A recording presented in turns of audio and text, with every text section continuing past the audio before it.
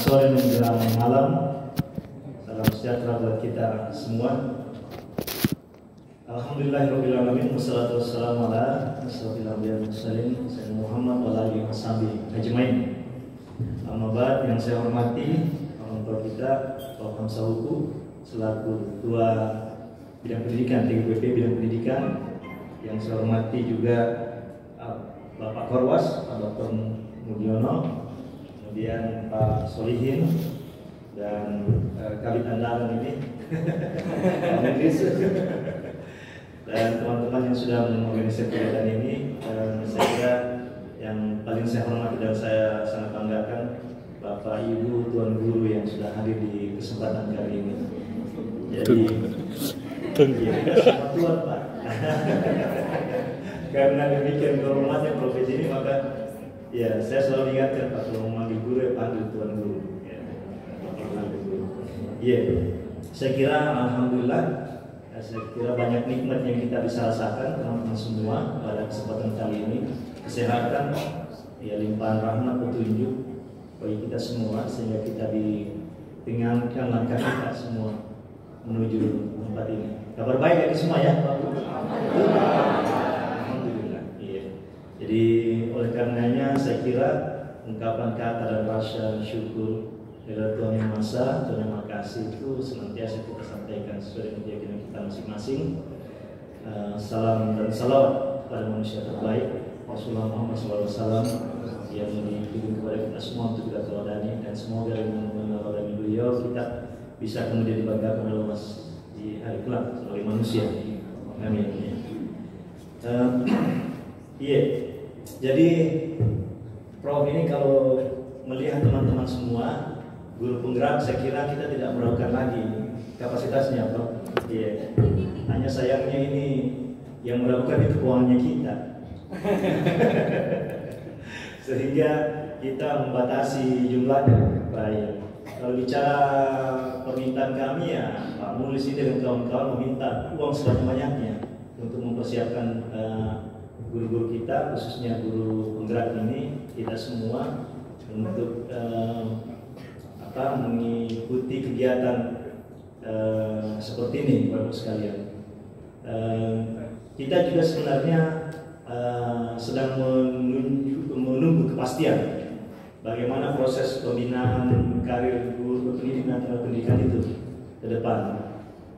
Diperhadapkan pada adanya perubahan pola rekrutmen, khususnya kepala sekolah dan pengawas, teman-teman sekalian. Tetapi tidak dilakukan lagi bahwa sentralitas guru penggerak itu sangat penting ke depan nantinya, karena guru penggerak ini menjadi jalur saya kira dalam rangka pembinaan dan pengembangan karir teman-teman semua ke depannya. Kemarin juga saya sudah minta Pak Solihin, Pak Mulis, dan beberapa teman untuk berkomunikasi, karena misalnya pada kondisi sekarang ini kita butuh sekitar 60-70 Pak ya. Ini tuh Pak kemudian ya, pengawas. Ya. Kalau kepala sekolah dengan menggunakan persyaratan dulu yang memiliki NUKS dan seterusnya, saya kira stoknya itu kita punya juga. Bahkan kita kemarin juga sudah melakukan asesmen untuk memastikan bahwa merit system itu diterapkan dalam proses rekrutmen kepala sekolah, dan memastikan bahwa tidak ada yang terzolimi oleh mekanisme yang tidak transparan itu. Ya. Nah, untuk guru penggerak ini yang saya dengar, mau dikoreksi Pak kalau salah. Katanya November ini mungkin akan ada keluar petunjuk teknis tentang bagaimana penyiapan guru penggerak ini menjadi pengawas dan kepala sekolah, Pak ya. Oh, kepala sekolahnya sudah keluar, Pak ya? Iya, oh iya betul. Kepala sekolahnya sudah ada, pengawasnya yang belum, Pak ya?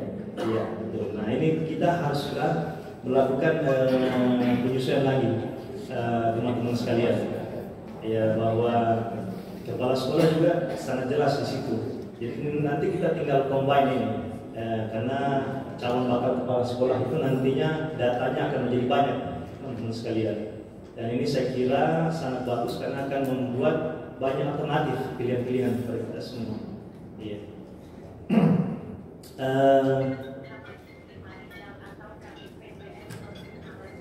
Pertimbangkan Pak. Iya. Jadi karena demikian pentingnya atau demikian sentralnya peran guru penggerak ini dalam rangka menggerakkan ekosistem pembelajaran di sekolah, teman-teman sekalian, maka kita mengambil langkah lebih awal ke depan juga. Saya kira juga Pak Muli sudah komunikasikan ini Pak ya dengan instansi pembina kita, khususnya unit instansi vertikal kementerian yang ada di sini, bahwa kita mengambil langkah-langkah penyiapan seperti ini, dan alhamdulillah itu responnya sangat bagus. Mereka menyatakan bahwa memang akan seperti ini nantinya. Kita akan menyiapkan guru-guru penggerak kita, teman-teman semua itu sebagai kepala sekolah maupun pengawas. Jadi saya kira ini kita upayakan Pak, sambil menunggu, sambil menyesuaikan juga sekalian. Kita akan upayakan bagaimana proses penyiapan guru penggerak ini.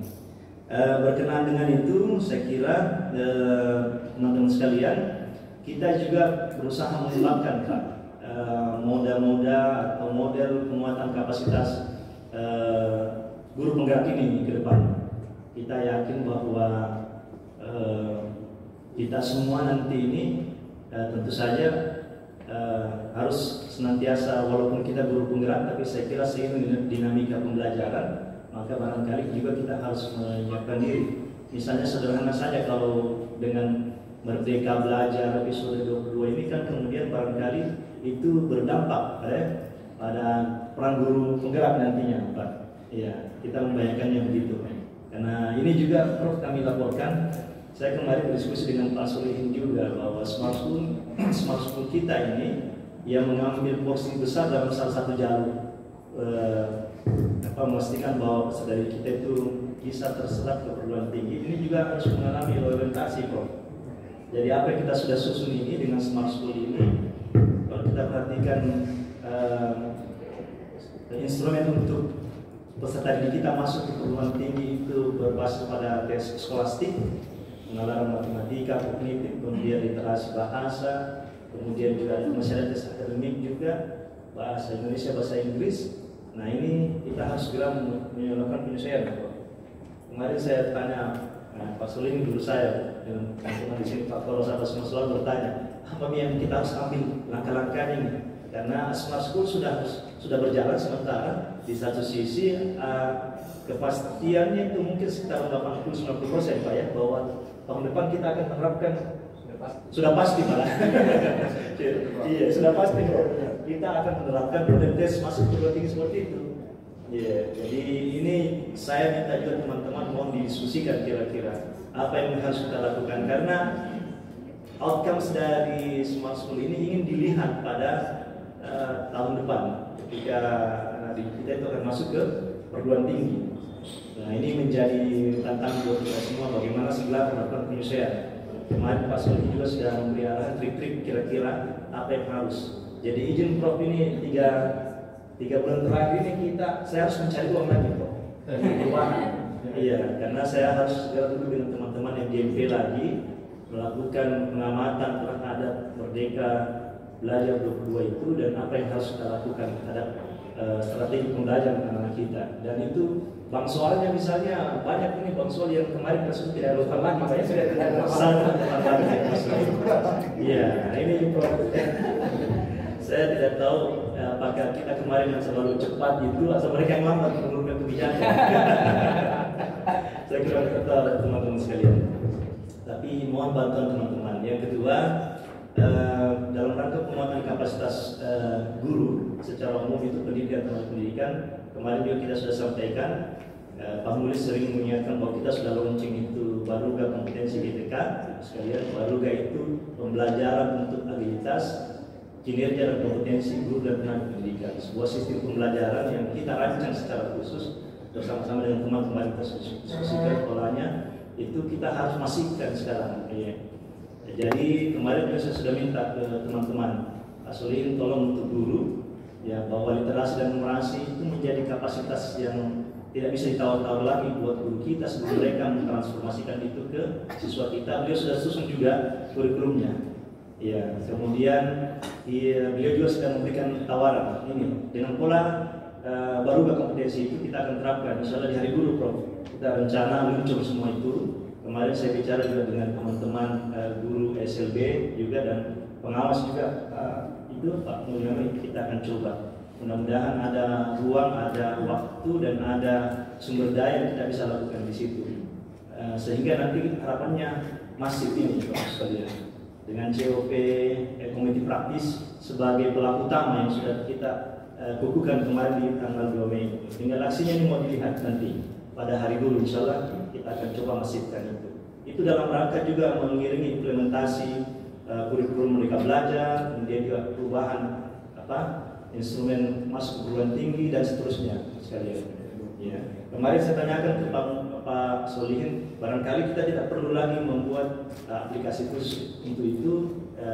Belajar ID itu Pak ya, kita bisa manfaatkan teman-teman sekalian. Saya kira familiar sekali ya, kalau guru penggerak saya kira sangat familiar itu ya dengan itu semua. Kita akan manfaatkan itu semua. Di samping tadi itu strategi pembelajaran klasikal, mandiri, belajar sosial, kemudian berbasis proyek. Berbasis proyek ini penting saya tekankan kepada teman-teman sekalian karena kita akan segera menyusun kurikulum diklat guru penggerak ini, dan kemarin sudah diskusi bahwa kita akan mulai menggunakan strategi itu, strategi evaluasi kompetensi itu. Jadi nanti kurikulumnya mungkin sekitar 10% saja pembelajaran klasik, kemudian ada 20% pembelajaran sosial. Kita belajar daripada sumber belajar yang terbaik yang ada di Makassar, Sulawesi Selatan, bahkan di Indonesia. Kalau bisa kita hubungkan nanti sekalian. Dan selebihnya itu berbasis project, ya, project based learning. Jadi saya minta kemarin bahwa teman-teman yang nanti insya Allah terseleksi, mohon maaf sekali lagi karena persoalan sumber daya saya komen terbatas, itu diwajibkan nanti membuat project. Jadi bisa tidak. Nah, project itu dalam rentang kita melihat dampaknya 3 bulan, 6 bulan, 1 tahun. Bahkan saya bilang ke Pak Mulis, kalau memang harus 1 tahun depan kita evaluasi tidak apa-apa Pak. Ya, nanti harapannya di tanggal 2 Mei nanti itu tahun depan kita bisa pamerkan seluruh inovasinya. Jadi ada sekitar 64 yang akan ikut di sini, maka tanggal 2 Mei 64 inovasi itu akan kita pamerkan.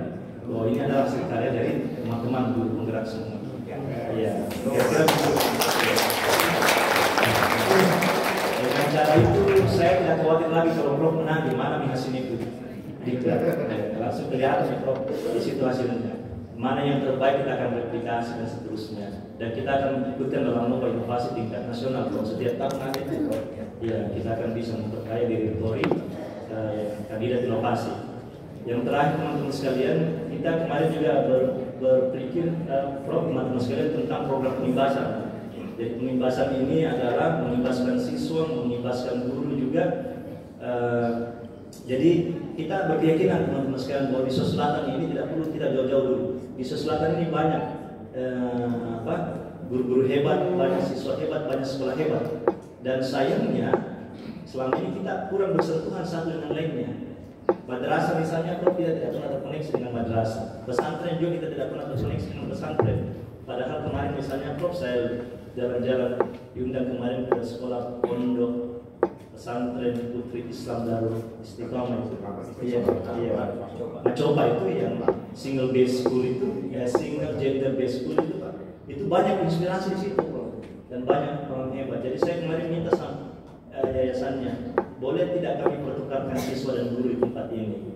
Ya karena single gender base berarti perempuan barangkali Prof yang kita akan jadikan saudara pertama. Kenapa perempuan di sana khususnya? Tapi rupanya karena makin dekat kiamat makin banyak perempuan. Saya bilang bagus juga saya kebebasan.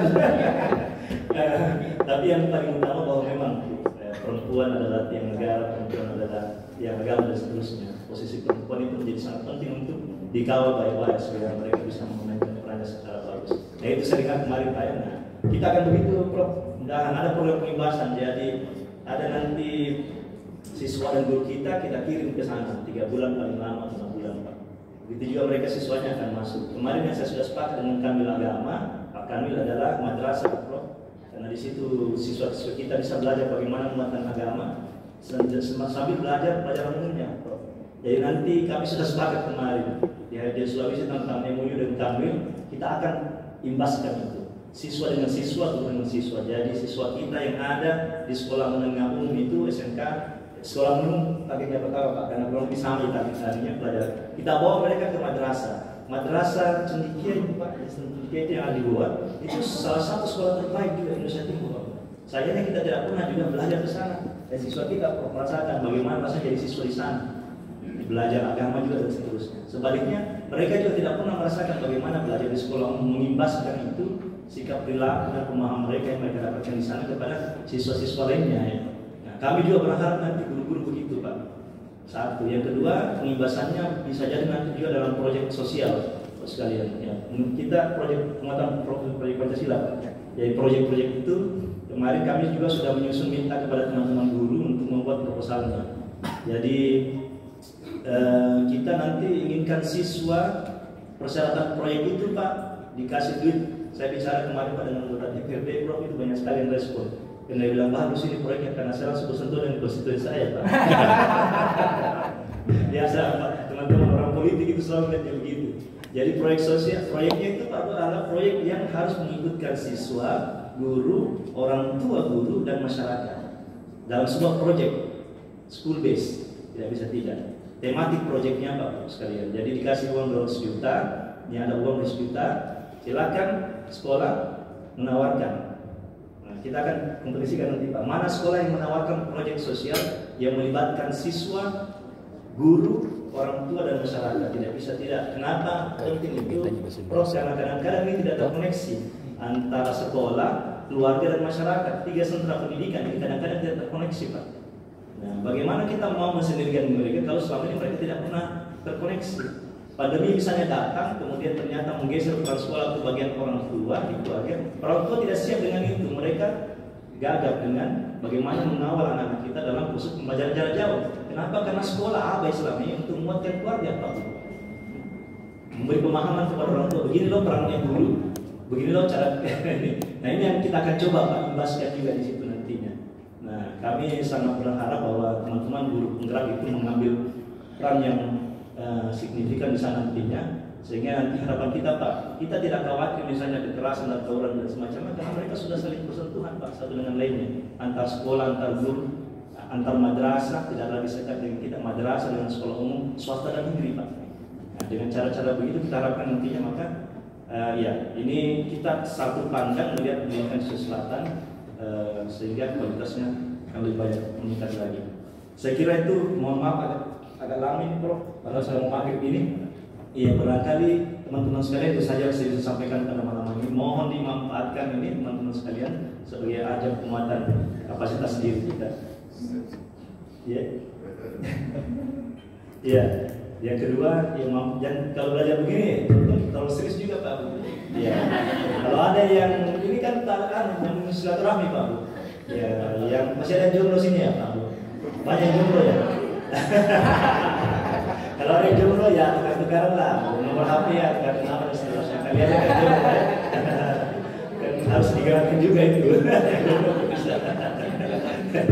Saya kira itu saja yang saya bisa sampaikan. Terima kasih banyak atas perhatian teman-teman semua. Akhirnya dengan senantiasa mengharapkan Allah Subhanahu Wa Taala, kemudian seizin teman-teman sekalian, maka kegiatan seleksi substansi persiapan pelaksanaan diklat guru penggerak ini kita buka bersama dengan ucapan Bismillahirrahmanirrahim.